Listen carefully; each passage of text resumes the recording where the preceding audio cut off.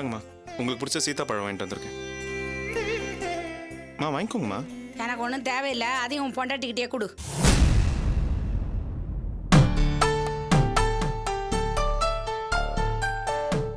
ஏமா அண்ணன் எவ்வளவு ஆசையா வாங்கிட்டு வந்திருக்காரு, ஏமா வேண்டாம்னு சொல்றீங்க? நீங்க இன்னும் திருந்தவே இல்லையா? இப்பதான் ஏதோ அன்னைக்கிட்ட பெருசா பேசிட்டு இருந்தீங்க, திருந்துட்டேன் அப்படி இப்படின்னு. ஏய், எல்லாம் எனக்கு தெரியும், நீ போய் உன் வேலையை பாருடி. இனிமே இவன் கொடுத்து நான் எதையும் வாங்கிக்கணும்னு எனக்கு அவசியம் இல்லை. அம்மா, இப்போ என்னாச்சு? ஏன் நீங்க இப்படி கோவப்படுறீங்க? நீங்க தானே சொன்னீங்க நம்ம எல்லாரும் பழையபடி ஒண்ணா சந்தோஷமா இருக்கலாம்னு. ஆமா, நான் தான் சொன்னேன். நானும் அப்படிதான் நினைச்சுக்கிட்டு இருந்தேன். ஆனா இந்த வீட்டுல அந்த மாதிரி எதுவுமே நடக்கலையே. என்னம்மா ஆச்சு? அதையாவது சொல்லுங்க, எனக்கு ஒண்ணுமே புரியல. ஆமா, பண்றதெல்லாம் பண்ணுங்க, அப்புறம் எதுவுமே புரியலன்னு என்னையே கேள்வி கேளுங்க. என்னத்த திடீர்னு இப்படி பேசுறீங்க? இப்ப கூட நீங்க என்கிட்ட பிரியமா தானே பேசுனீங்க. அப்படி பேசும்போது தானே உங்க மனசுல எல்லாம் என்ன இருக்குன்னு தெரிஞ்சுக்க முடிஞ்சது. அர்ச்சனா, நீ ஏதாவது சொன்னியா? ஐயோ, நான் எதுவும் சொல்லலங்க. அவளை ஏன்பா கோச்சுக்கிற? சொன்னது அவ இல்ல, நீதான். நானா? நான் என்ன சொன்னேன்? நான் கொடுத்த 1 லட்சம் ரூபாய் பணத்தை என்கிட்ட திருப்பி கொடுக்கணும் தினம் புலம்பிக்கிட்டு இருக்கியாமே, உன்னை எப்படி சமாதானப்படுத்துறதுன்னு தெரியாம அவ தடுமாறிக்கிட்டு இருக்காளாம்.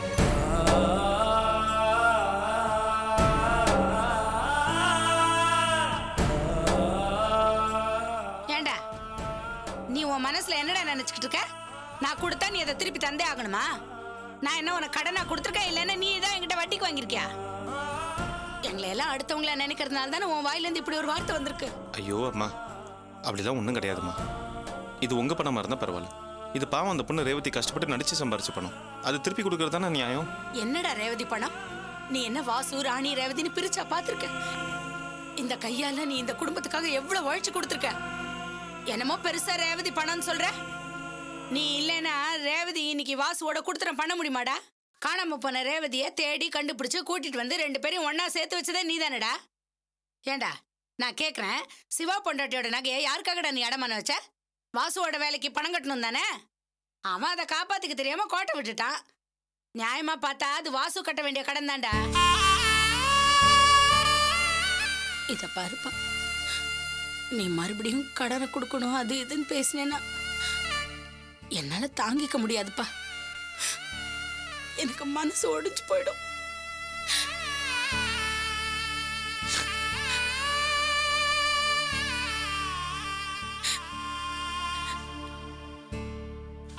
ஏண்டா, பட்ட கடனை திருப்பி கொடுக்கணும்னு நீ கணக்கு பார்க்குற மாதிரி நாங்க பார்க்க ஆரம்பிச்சா, நான் வாசு, ரேவதி, ராணி எல்லாருமே உனக்கு தாண்டா கடன் பட்டிருக்கோம்.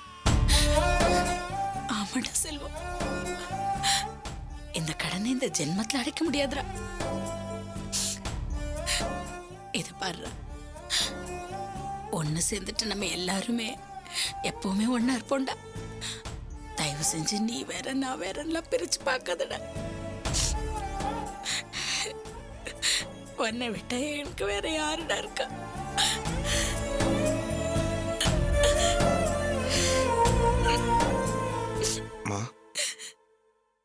நான் பிரிச்சு பார்க்க மாட்டோமா?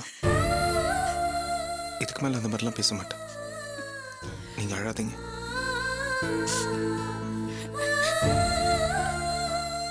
இப்பதாண்டா எனக்கு மனசுக்கு நிம்மதியா இருக்கு.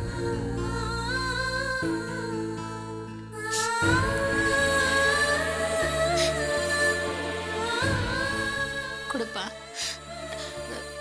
நீ பசியோட வந்திருப்ப, போய் சாப்பிடு.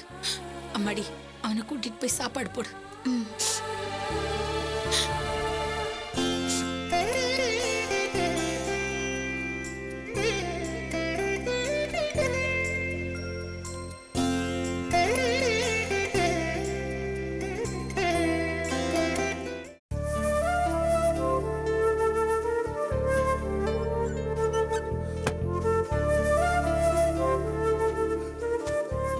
நடக்கிறதெல்லாம் பார்த்தா கனவா நனவான்னு எனக்கே சந்தேகமா இருக்கு. ஏன்? அத்தை கோவப்பட்டா ஒரே அடியா எல்லாரையும் தூக்கி எறிஞ்சு பேசிடுறாங்க. பிரியப்பட்ட இந்த அளவுக்கு பாசமா இறங்கி வராங்க. எப்படியோ நம்ம குடும்பம் எல்லாம் ஒன்னா சேர்ந்துருச்சு. எனக்கு அதுவே சந்தோஷமா இருக்கு. ஆனா எனக்கு சந்தோஷமா இல்ல அர்ச்சனா. ஏன்? நான் எங்க அம்மாவோட ஒண்ணு சேர்ந்துட்டேன். ஆனா இன்னும் நீ உங்க அம்மாவோட ஒண்ணு சேர முடியலையே. அது ஏன் தலையெழுத்து. அதுக்காக நீங்க ஏன் வருத்தப்படுறீங்க? சரி, கை கால் கழுவிட்டு வாங்க, சாப்பாடு எடுத்து வைக்கிறேன். அர்ச்சனா, நான் உங்ககிட்ட ஒரு முக்கியமான விஷயம் சொல்லணும். என்ன? இன்னைக்கு உன் தங்கச்சி பிரியாவை ஒரு ஹோட்டல்ல பார்த்தேன். அவ என்ன கடவுளா இல்ல பெரிய மகானா? அவளை பார்த்தது பெருசா என்கிட்ட சொல்லிட்டு இருக்கீங்க? ஐயோ அர்ச்சனா, அவளை தனியாக பார்த்துருந்தா கண்டிப்பாக இந்த விஷயத்தை நான் உங்ககிட்ட சொல்லியிருக்க மாட்டேன். அவ கூட அவள் லவ் பண்ணுறவனே அந்த ஹோட்டலில் நான் பார்த்தேன். பிரியா லவ் பண்ணுறது யாரை தெரியுமா? உங்கள் அண்ணியோட அண்ணன் தீனா. இது நமக்கு தேவையில்லாத விஷயம். நீங்க போய் கை கால் கழுவிட்டு வாங்க, சாப்பிடலாம். அர்ச்சனா, அவன் ஜெயிலுக்கு போயிட்டு வந்தவன். திருந்தின மாதிரி நடிச்சு உன் தங்கச்சி இங்க பாருங்க, அவ என் தங்கச்சியும் இல்ல, அது என் குடும்பமும் இல்ல. என்னோட சொந்தம் உறவு எல்லாம் நீங்க மட்டும்தான். நீங்க மட்டும்தான் அன்னைக்கே சொல்லிட்டேன்ல. திரும்ப திரும்ப ஏன் அவங்கள பத்தி என்கிட்ட பேசிட்டு இருக்கீங்க? அர்ச்சனா, நான் சொல்றது கொஞ்சம் முழுசா நான் கேட்டு எதையும் அதுக்கப்புறம் கேட்க தயாரா இல்ல. எனக்கு கொஞ்சம் நிம்மதியா இருக்கு, விடுங்க. போய் கை கால் கழுவிட்டு வாங்க. இல்ல அர்ச்சனா, இது ரொம்ப முக்கியமான விஷயம். அது வேண்டாம்னு முதல்ல சொல்றேன்ல, விடுங்களேன். அவன் அவ்வளோ பெரிய அயோக்கியனா இருக்கான், பொம்பளை பொறுக்கியா இருக்கான், நல்லவன் மாதிரி நடிச்சு பிரியாவை ஏமாத்திட்டு இருக்கிறான். இந்த உண்மையெல்லாம் அர்ச்சனா கிட்ட சொல்லி பிரியாவை காப்பாத்தலான்னு பார்த்தா இவ்வளோ பிடிவாதமா இருக்கல. அப்ப பிரியாவோட வாழ்க்கை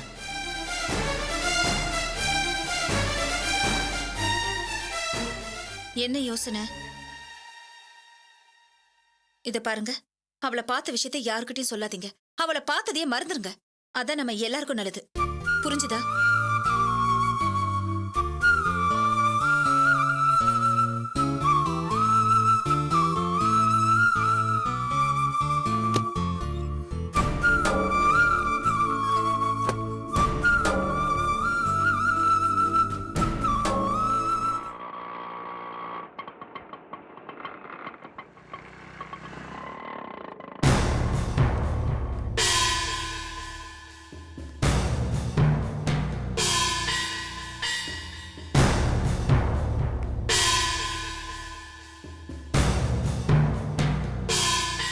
ஏம்மா இவ்வளோ லேட் ஆயிடுச்சு?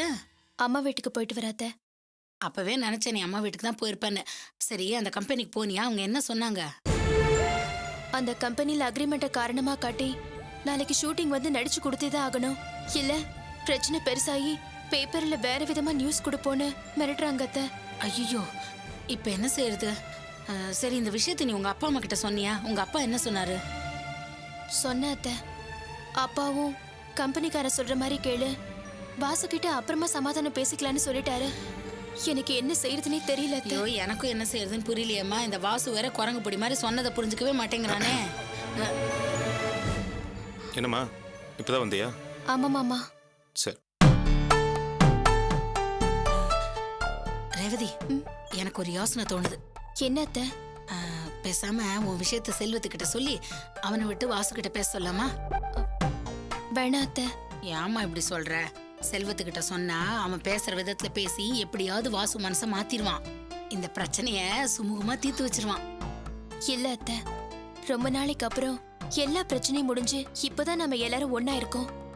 மாமா வாசு கிட்ட பேச போய் பிரச்சனை முடிஞ்சிருச்சுன்னா பரவாயில்ல. ஒருவேளை வாசு மனசு மாறாம இதையும் ஒரு பிரச்சனை ஆக்கிட்டாருன்னா ஒண்ணு சேர்ந்த குடும்பம் என்னால மறுபடியும் பிரிஞ்சிட வேண்டாம் அத்தை. அதனால தான் சொல்றேன். நீ சொல்றதும் வாஸ்தவம் தான்மா.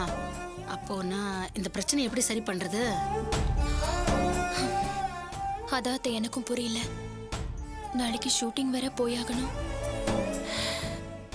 என்னமோ அந்த கடவுள் தான் உன்னை காப்பாத்தணும். சரிங்க அத்தை, நானே மறுபடியும் வாசு கிட்ட போய் பேசி பார்க்கறேன். சரி, அவன்கிட்ட போய் பேசி பாரு. கடவுள் தான் அவன் மனசையும் மாத்தி உனக்கும் ஒரு நல்ல வழியை காட்டணும்.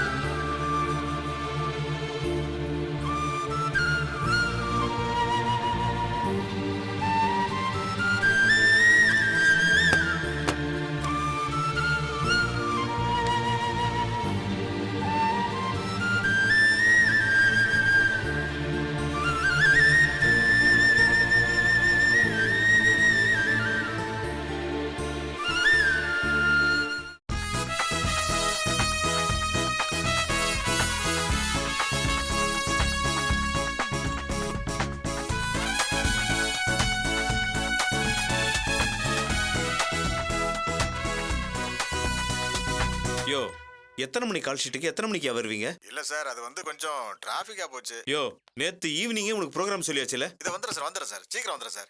சீக்கிரம் வா. நீ வரலன்னா டைரக்டர் என்ன தானே பிடிச்சி கத்துவாரு. ஓகே சார், வந்துடுறேன் சார். இதை வந்துட்டே இருக்கேன் சார். டேய் ரியாஸ் சார் கேமராமேன் வந்தாச்சா? வந்தாச்சு சார்.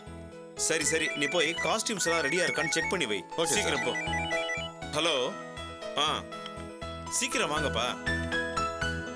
ஆமாயா, அதே லொகேஷன் தான், சீக்கிரம் வாங்க.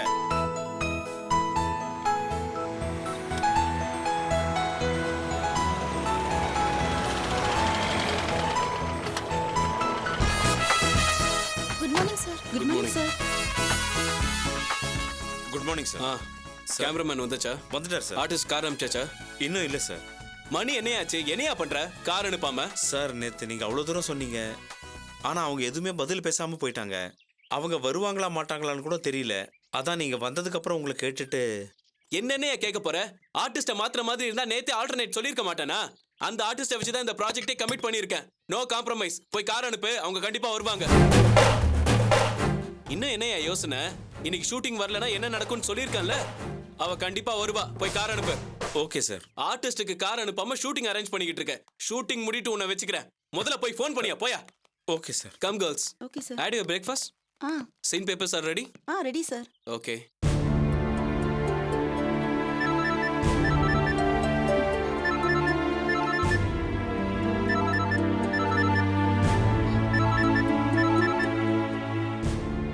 ஹலோ ஹலோ, நான் ப்ரொடக்ஷன் மேனேஜர் பேசுறேன். ரெடி ஆயிட்டீங்களா?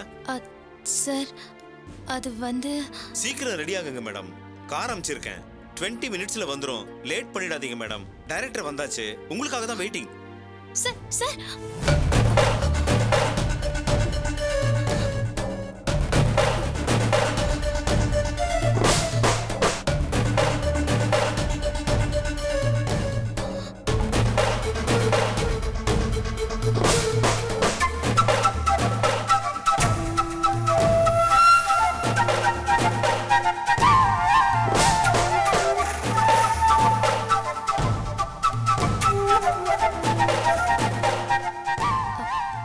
வாசு, அது ஷூட்டிங்.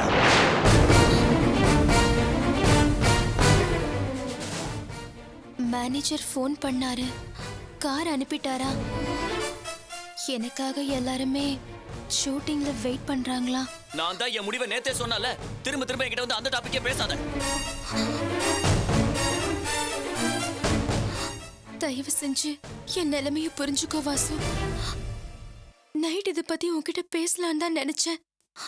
நீ தூங்கிட்ட. காலையில பேசலான்னு இருந்த. நீ ஆபீஸ் கிளம்புறதுல பிஸியா இருந்த. ஒத்துக்கிட்ட ப்ராஜெக்ட முடிச்சு கொடுக்க சொல்லி கையெழுத்து போட்ட அக்ரிமெண்ட்டை காட்டி என்ன மிரட்டுறாங்க வாசு. நான் என்ன பண்ண முடியும்?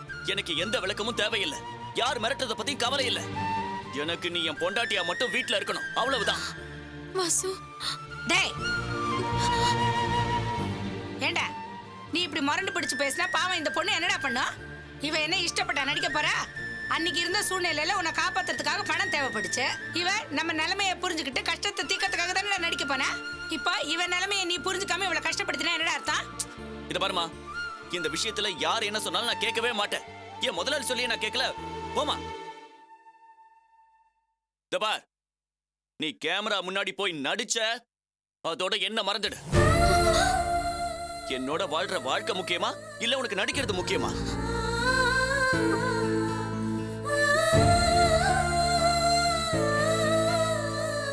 நான் முக்கியமா நடிப்பு முக்கியமா நீயே முடிவு பண்ணிக்கோ. முடிவு உன் கையில தான் இருக்கு.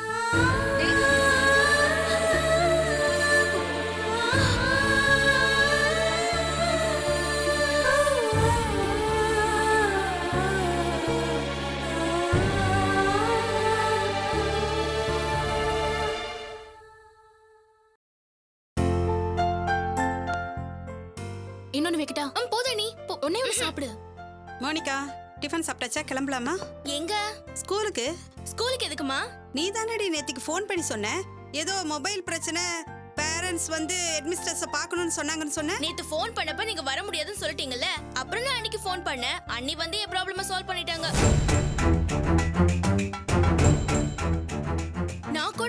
பெருசாகுமோ நினைச்சேன். ஆனா அண்ணி அங்க வந்து அழகா டீல் பண்ணி சிம்பிளா முடிச்சிட்டாங்க.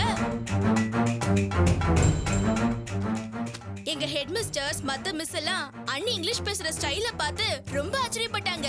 எனக்கு எவ்வளவு பெருமையா இருந்தது தெரியுமா?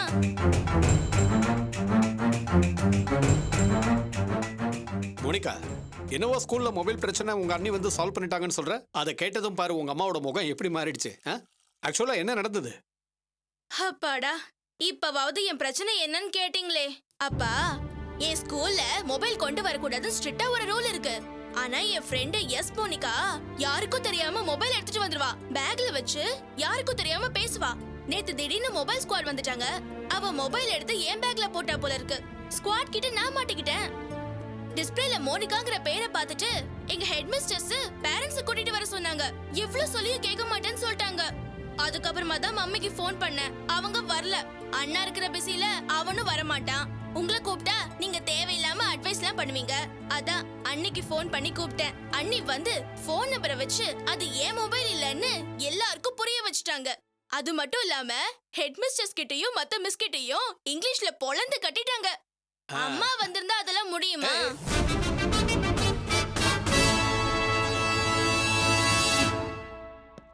Oh, so many problems have happened and you've solved it. இதுதான் நேத்து நீ ஆபீஸ்ல சீக்கிரமா கிளம்பி போனியா? ஆமா சரி. இப்போ உனக்கு சந்தோஷமா? பரவாயில்லையே, இப்போவாது மருமகளை பாராட்டணும்னு தோணுச்சே. நான் ஒன்னும் உச்சி கொழுந்து பேசலங்க. என் பொண்ணையும் என்கிட்ட இருந்து பிரிக்கிறாளேங்கிற வைத்தறிச்சல்ல பேசுறேன்.